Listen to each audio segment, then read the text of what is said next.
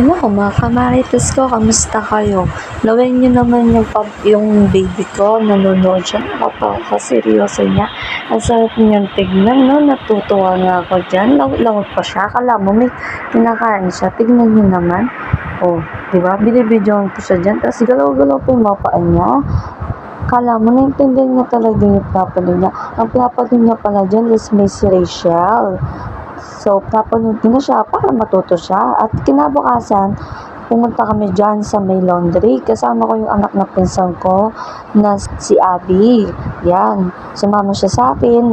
Nag-motorbike lang kami. Kinuha ko yung pinalaundry kung damit namin ng daddy ng baby ko. Ayan, dyan yung sugi ko sa may harap, sa may malapit lang sa amin sa Pure Gold. Sa may tabi ng mini mart na Pure Gold. And then yung si ate yan, si ate, anong pangalan yan? Nakalimutan ko na. Oh, yan yung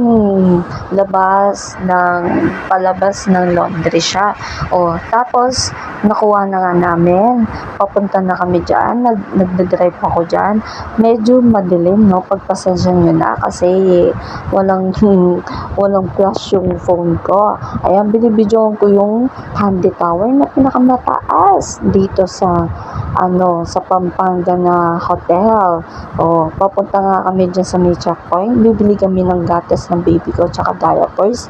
At saka kami maghahanap ng kamatis dahil ang ulam naman ay itlog. Oh, ayan yung Prime City. Hanggang dito na lang.